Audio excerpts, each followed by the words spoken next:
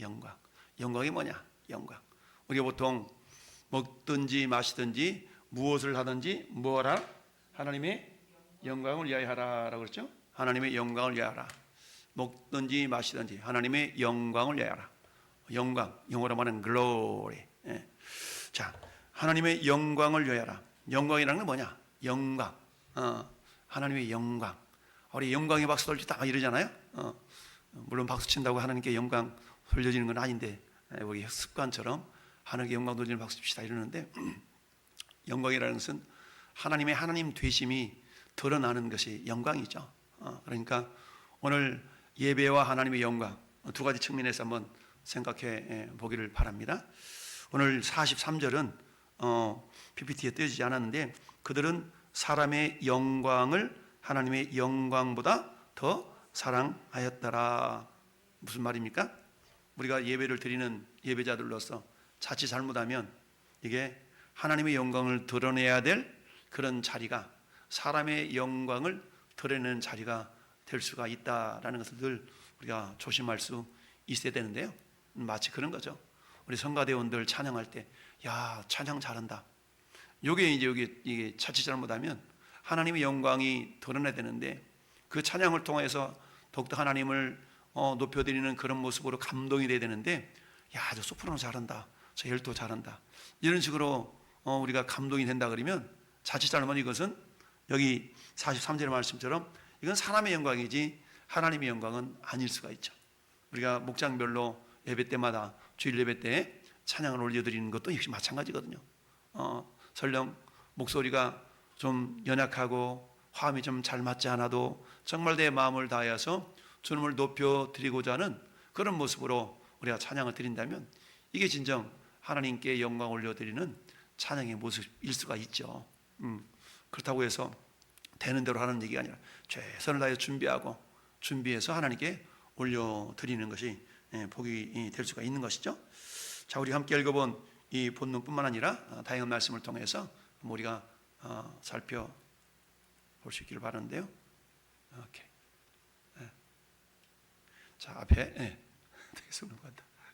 자, 우리 같이 한번 읽어봅시다. 시작.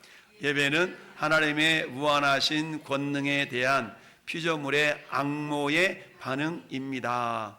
예배는 하나님께 대한 순종을 전제로 하여 가장 높은 의미에서 예배는 자기의 필요를 구하는 것이나 축복에 대한 감사가 아니라 그 영혼이 하나님 자신에 사로잡히는 것입니다.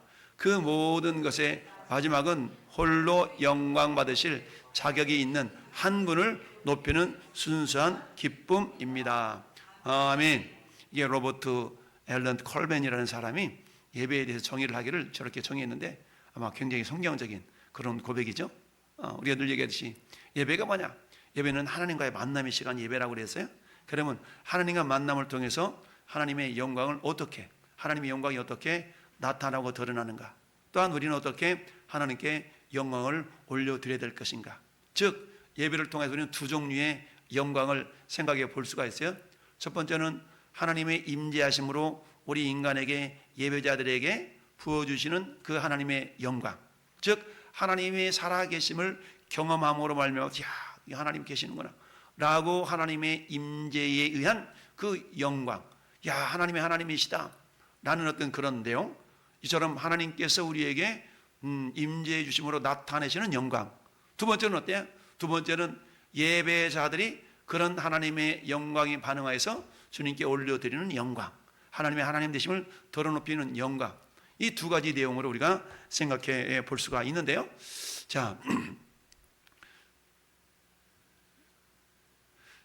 계시록 2장과 3장에서 우리는 아시아 7교회의 사자들에게 편지한 편지 내용, 이처럼 사도 요한에게 반모섬에 유배되어 있던 사도 요한에게 우리 하나님 환상 가운데 편지를 7개 기록하라 라고 말씀하셨죠. 그래서 요한이는 우리 주님으로부터, 예수님으로부터 편지를 받아 썼습니다. 그 중에 어때요? 5통의 편지에서 주님은 엄중하게 경고하셨죠. 그러니까 칭찬도 하고 책망도 하고 이런 내용들이 있지만 5개의 교회들은 특별히 책망의 메시지가 좀 강했다라고 볼 수가 있는데요. 각각의 편지에서 주님은 각 교회가 회개하고 고쳐야 할 점들을 드러내시고 훈계를 받아들이지 않으면 그 임재를 그들로부터 옮기시겠다라고 경고하신 내용이 나오죠. 그 촛대를 옮기리라 라는 말씀이 있습니다. 이 교회들 중 하나는 살았다 하는 평가를 받았지만 주님은 죽었다 라고 말씀하고 있죠. 특별히 4대 교회 같은 경우는 살아있는 것 같았지만 실상 주님 눈에는 어때요? 죽었다는 것이죠. 또 다른 교회는 어때요? 부유한 교회로 알려져 있었지만 라오디게아 교회가 그랬죠. 라오디게아 교회가 정말 우리는 부유하다, 부족한 것이 없다. 그런데 우리 주님이 보실 때는 어때요? 너 가련한 것과 눈먼 것과 벌거벗은 것과 가난한 것을 너희가 알지 못하는구나 라고 주님이 책망하시는 내용이 나오죠. 즉 사람이 생각할 때의 교회 모습과 우리 주님이 바라보실 때 교회 모습이 저처럼 다를 수가 있다라는 얘기입니다. 이처럼 예수님은 그 교회가 가난하다, 죽었다라고 판단하실 정도로, 근데 그 교회는 어떤 교회였어요? 여러분, 사도 요한은 어떤 사람이었습니까? 예수님과 동행했던 사람 아니에요? 예수님과 동행했던 사람.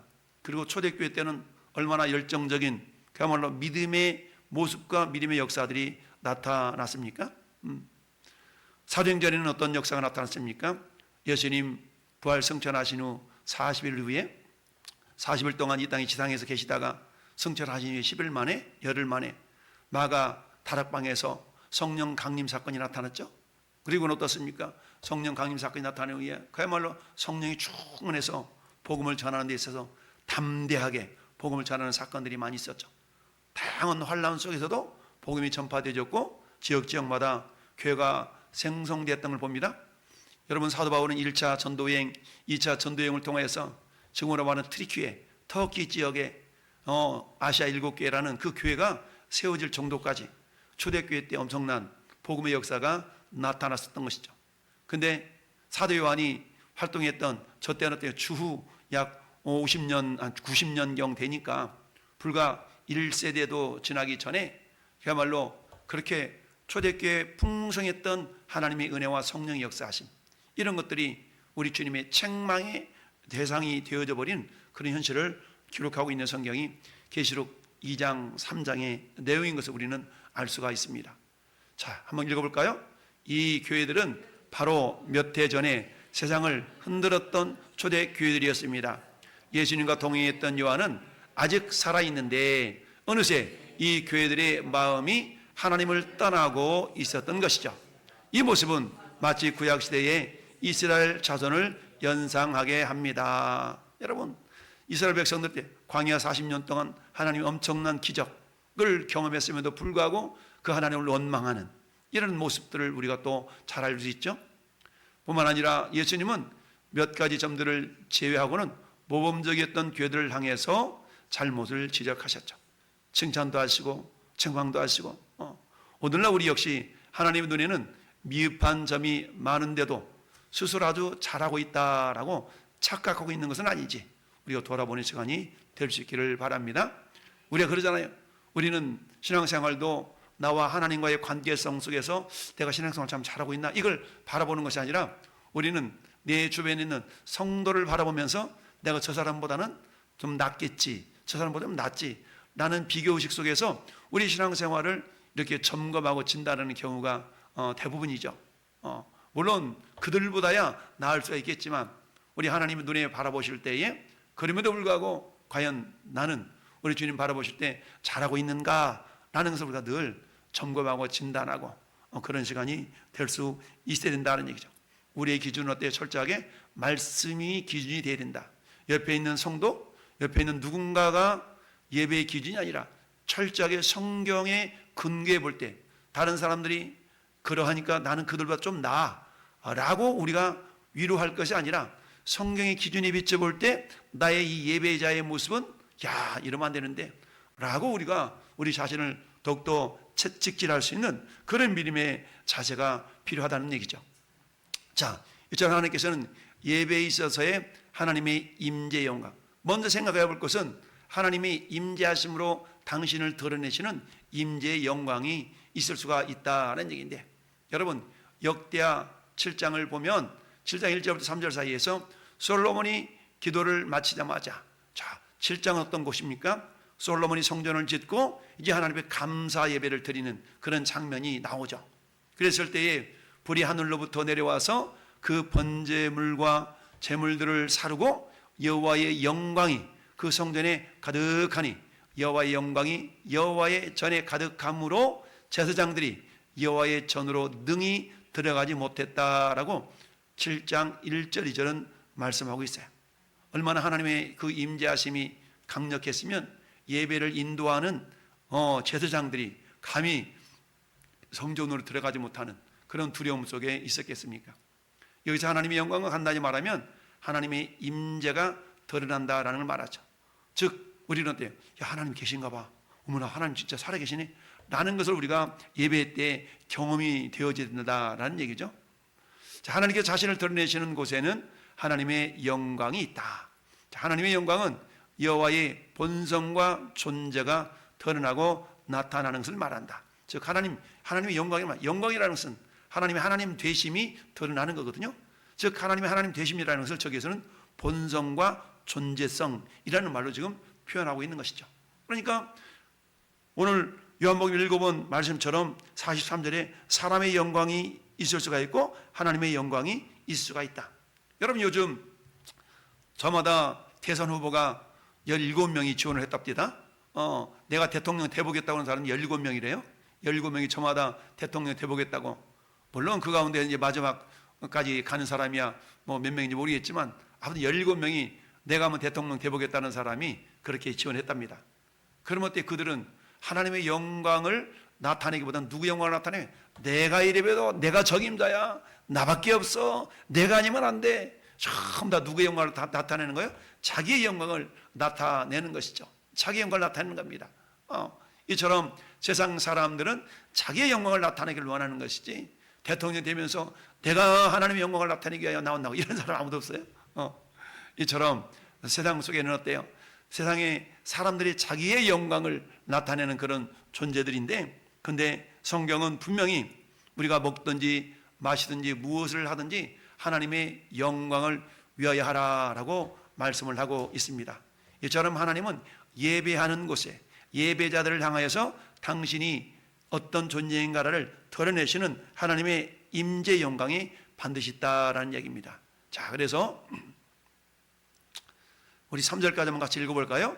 솔로몬이 기도를 마침에 불이 하늘에서부터 내려와 그 번제물과 제물들을 사르고 여호와의 영광이 그 성전에 가득하니 여호와의 영광이 전에 가득함으로 제사장들이 여호와의 전으로 능히 들어가지 못하였고 이스라엘 모든 자손은 불이 내리는 것과 여호와의 영광이 성전 위에 있는 것을 보고 간 방땅에 엎드려 경배하며 여호와께 감사하며 이르되 선하시도다 그의 인자하심이 영원하도다 하니라. 아멘. 그러니까 하나님의 영광을 경험한 사람들이 자연스럽게 나오는 반응이 뭐예요? 엎드려 경배하며 하나님께 감사하며 찬양함이 나온다는 얘기죠. 그러니까 우리가 목소리가 연약해도 목소리가 부족해도 하나님의 영광을 경험하면 자연스럽게 주님을 향한 찬양이 나올 수가 있다. 감사가 나온다는 얘기입니다. 할렐루야. 그래서 어때요? 우리가 범사에 감사하라. 어떻게 범사에 감사할 수 있겠어요? 감사할 조건이 있다면 감사할 수 있겠지만 범사에 감사하라는 얘기는 뭡니까? 감사할 조건이 아주 아니야. 아무것도 아니야. 그럼에도 불구하고 어떻게 감사할 수 있을까요? 우리는 죄인 되어서 영원한 지옥에 갈 그런 존재들인데 그런 우리를 예수 그리스도를 보내셔서 우리를 구원해 주신 거 아시겠어요? 그 구원의 은혜만 생각한다면 세상에 어떤 부족함과 연약함이 있다 할지라도 우리는 감사할 수 있어야 된다. 할렐루야. 감사할 수 있는 것이죠. 그래서 하나님의 임재를 경험했던, 하나님 임재의 영광을 경험했던 이스라엘 백성들은 어땠어요? 감사하며 선하시도다 인자하심이 영원하도다 하나님을 찬양하는 그런 모습이 있었다라는 이야기입니다. 자, 읽어볼까요? 시작. 하나님은 자신을 불 속에서 드러내셨고 제사장들은 너무나 압도되어 성전에 감히 들어가지 못했습니다. 하나님이 계신 곳에는 언제나 불이 있었습니다. 아멘. 그러니까 하나님의 임재의 상징. 우리가 잘 아는 출애굽기에서는 광야 40년 동안 하나님이 어떻게 임재를 하셨어요? 낮에는 구름 기둥으로, 밤에는 불 기둥으로 하나님이 이스라엘 백성들과 함께 하심을 드러내 보이셨죠. 처럼 신명기 4장 24절을 보니까 읽어볼까요? 시작. 내 하나님 여호와는 소멸하는 불이시요 질투하시는 하나님이시니라. 아멘. 소멸하는 불이다. 불로 표현하고 있죠. 히브리서 12장 29절에도 시작. 우리 하나님은 소멸하는 불입니다. 아멘. 신명기 4장 24절을 인용하고 있습니다. 출애굽기 24장 17절은 시작. 산 위에 여호와의 영광이 이스라엘 자손의 눈에 맹렬한 불같이 보였고. 아멘. 여러분, 모세가 율법을 받으려고 시내산에 올라간 그 상황에 40주야를 오르락 내려가면서 말씀을 받아왔죠. 그때 이 이스라엘 백성들은 그 산 위에 여호와의 영광이 그야말로 맹렬한 불처럼 경험이 됐다는 얘기입니다. 열왕기상 18장은 어떻습니까? 엘리야가 그야말로 갈멜산에서 엘리야가 바알과 아세라 신을 섬기는 850명과의 전투 대결에서 기도로 말미암는 것이죠. 하나님의 불이 하늘에서 내려서 제단을 태웠던 그 사건을 나타내주고 있죠. 38절은 이렇게 얘기합니다. 시작. 이에 여호와의 불이 내려서 번제물과 나무와 돌과 흙을 태우고 또 도랑의 불을 핥았더라. 아멘. 즉 하나님의 영광이 어떤 모습으로 나타났어요? 불로 나타난 것이죠. 즉 하나님은 죽은 신이 아니라 살아계신 신이었고, 바알과 아세라 신은 어떤 신? 죽은 신이라는 것이 증명되는 그런 사건이 열왕기상 18장에 나타나 있죠. 자, 이처럼 하나님께서는 살아계신 하나님과 동시에 영광을 드러내시는 업 위로 한번 더. 오케이. 그랬다라는 얘기죠. 자, 이사야 6장에서는 어때요?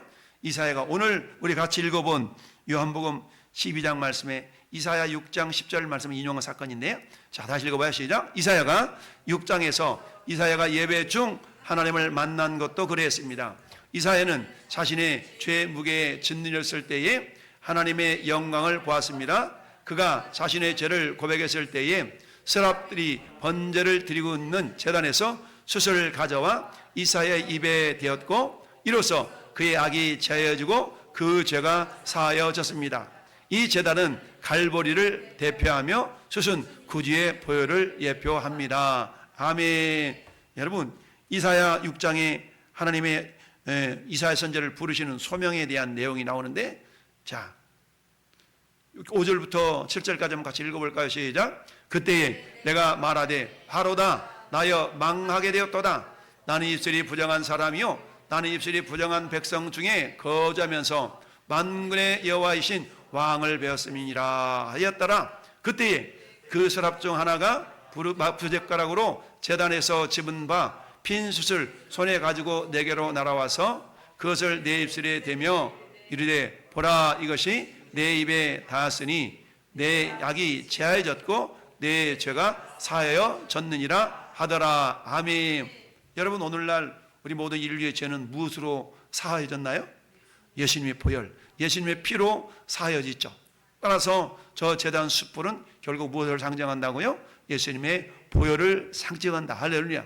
그 제단은 갈보리 십자가를 상징한 반면에 그 제단 숯불은 예수님이 흘리셨던 보혈을 상징한다라는 얘기죠.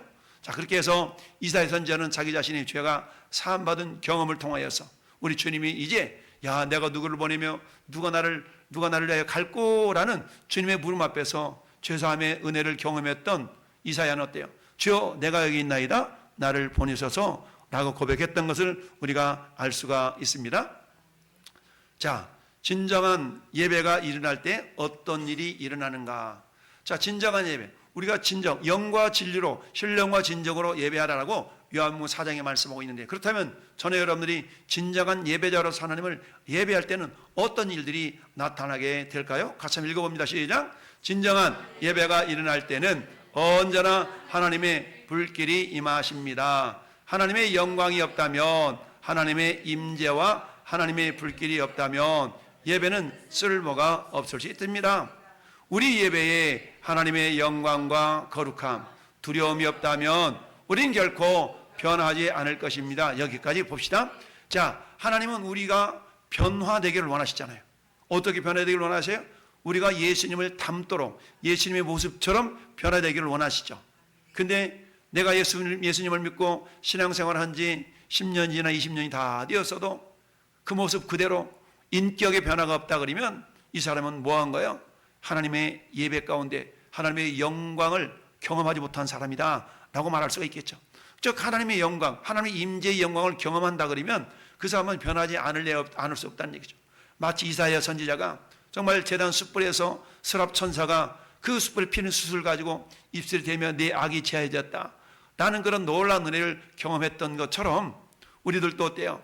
물론 그런 천사들이 직접 나타나서 오늘날에는 그런 모습이 역사하지는 않지만 오늘날에는 성령의 불로 할렐루야 성령님의 임재하심을 통해서 우리에게 하나님 되심을 우리에게 나타내 보이고 있는 줄 믿습니다.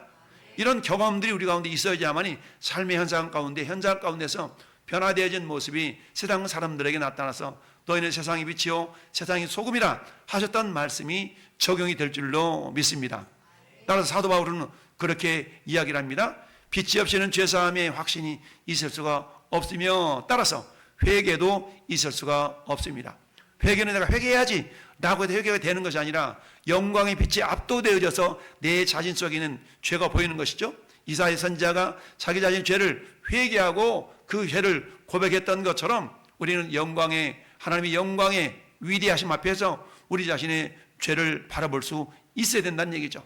그리고 그때 영광의 빛 앞에 우리 죄는 감히 숨길 수가 없는 거죠. 낱낱이 다 드러나기 때문에 우리는 어때요? 회개할 수 있다는 얘기죠. 그래서 회개가 없이는 용서와 정결케 함이 있을 수가 없다. 여러분 사도 바울은 빌립보서 2장 12절에서 이렇게 얘기를 하고 있습니다. 너희는 시작. 그러므로 너희 사랑하는 자들 너희가 나 있을 때뿐 아니라 지금 더욱 나 없을 때에도 항상 복종하여 두렵고 떨림으로 너희 구원을 이루라. 아멘. 너희 구원을 이루라. 구원이라는 내 의지적으로 이렇게 하면 이루어진다는 그런 개념이 아니라 저기서 말하는 구원을 이루라는 말은 성화를 말씀하고 있는 겁니다. 즉 주님을 닮아가기 위해서 최선을 다하라는 얘기죠. 우리가 가만히 있는데도 주님을 닮아가는 것이 아니죠. 우리가 어떠하더니 말씀을 순종하고 말씀의 빛 가운데 우리 자신을 계속적으로 노출시킬 때 우리의 성품이 어느 틈인지 주님을 닮아가는 그런 모습이 될 줄로 믿습니다. 그래서 두렵고 떨림으로 너희 구원을 이루라. 어떻게 우리가 두렵고 떨림을 우리가 경험할 수 있어요? 예배 가운데 임재하신 하나님의 그 영광을 우리가 경험할 때 하나님의 위대하심을 우리가 경험할 수가 있기 때문에 위대하신 하나님 앞에 우리의 연약함이 이렇게 비춰진다 그러면 우리는 두렵고 떨림으로 우리 자신을 하나님께 내어드릴 수가 있는 것이죠. 그래서 두렵고 떨림으로 너희 구원을 이루라 뿐만 아니라 여러분 고린도서에서 사도 바울이 이렇게 얘기합니다. 18절 시작. 우리가 다 수건을 번쓴 얼굴로 거울을 보는 것 같이 주의 영광을 보매 그와 같은 영광에서 영광이 이르니 곧 주의 영으로 말미암음이니라. 아멘. 여러분 신의 산에서 하나님의 말씀을 받고 내려오는 모세의 얼굴이 어땠어요? 너무너무 영광스러워가지고 감히 백성들이 바라볼 수가 없었어요. 그래서 모세는 자기 얼굴을 수건으로 가렸잖아요. 수건으로 가려가지고 그 영광스러운 빛 때문에 감히 모세 앞에 나오지 못하는 그런 백성들을 배려하면서 수건으로 얼굴을 가렸던 겁니다. 그 영광은 오늘날로 말하면 성령의 영광이 비친 줄 믿습니다. 성령 충만함에 비친 줄 믿습니다. 우리가 성령 충만하다면 세상 사람들 우리를 바라볼 때 그저 바라보지 못하고 그저 바라지 못하는 그런 눈빛이 될 줄로 믿습니다. 따라서 오늘 자 정결케 할 수 없다 하는 얘기죠. 예배에서의 불은 빛을 주며 또는 경고하며 정화시키고 녹이고 태우고 깨끗하게 하고 소멸케 하는, 태우고 깨끗하게 하는 그런 소멸케 하는 그런 능력이 있죠. 우리가 불 같은 거 가지고도 우리 자신의 연약함들, 불 같은 성령으로 우리 자신의 모든 죄악을 태우고 할렐루야 부족함이 드러나고 그렇게 해서 우리 말씀으로 잘 보완하고 또 보강해서 하나님의 영광의 통로들로 쓰임받기를 바랍니다. 자, 예배를 통해서 예수님과 같은 형상으로 변화되는 것이야말로 모든 예배자들의 목표가 되어야 할 것입니다. 여러분 사도 바울에서 빌립보서 2장에서 너희 안에 이 마음을 품으라고 그리스도 예수의 마음이니 사도 바울은 내가 그리스도를 본받은 것 같이 너는 나를 본받으라 라고 말씀하고 있지 않습니까? 여러분 인력으로 되는 게 아니라 성령 충만함을 통하여서 우리는 더욱더 주님을 닮아가고자 하는 그런 사모함과 간절함이 우리 가운데 나타나게 될 줄로 믿습니다. 성령 충만하면 성령님은 그리스도의 영이기 때문에 어떻게 되든지 주님을 닮아가도록 우리에게 감동을 주십니다. 이처럼 이러한 은혜의 역사가 우리의 삶에서 일어날 수 있도록 우리한테 기도가 절대적으로 필요하다라는 사실입니다. 이처럼 우리가 예배를 통하여서 우리 신령과 진정으로 예배할 때 성령의 역사로 말미암아서 그런 하나님의 임재의 영광을 우리가 경험할 수가 있는 거고요. 그리고 크게 두 번째는 예배에서 하나님 앞에 하나님께서 받으셔야 되는 영광을 말하죠. 첫 번째는 하나님께서 우리 인간에게 나타내 보시는 당신의 영광이라면, 이제는 우리 인간들을 통해서 하나님께 올려드려야 될 영광이 있을 수가 있는 거예요. 자, 같이 읽어볼까요? 성경의 많은 구절들은 하나님 한 분만이 예배를 받으시기에 합당하신 분임을 말하고 있습니다.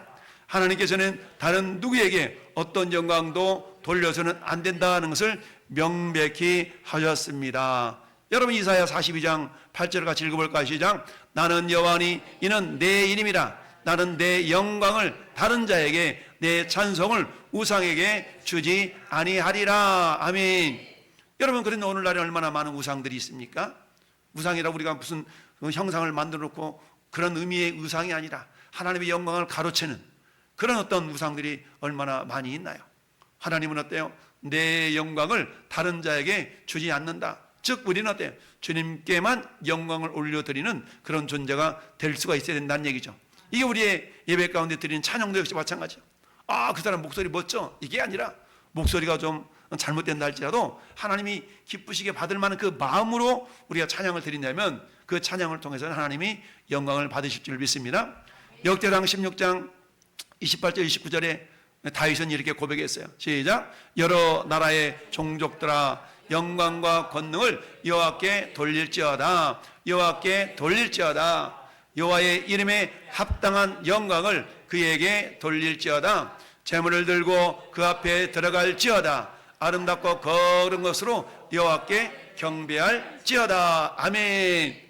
다윗이 저렇게 고백한 모습, 이 모습은 솔로몬도 역시 위대한 모습으로 하나님을 찬양했던 걸 우리가 볼 수가 있습니다. 자, 두 번째 단락, 하나님 한 분께만 속한 영광을 우리가 취하면서 우리의 예배가 하나님께 받아들여지기를 우리가 기대할 수는 없다. 여러분, 주님께만 영광을 우리가 올려드려야 되는데 그 영광을 우리가 취하면서 우리 하나님, 우리 예배를 받아주세요, 이렇게 말할 수가 없다는 거예요. 자, 하나님의 영광을 드러내기 위하여서 인간의 재능을 사용할 수는 있어요. 그러나 거꾸로 인간의 재능을 드러내기 위해서 하나님을 이용해서는 안 된다라는 얘기죠.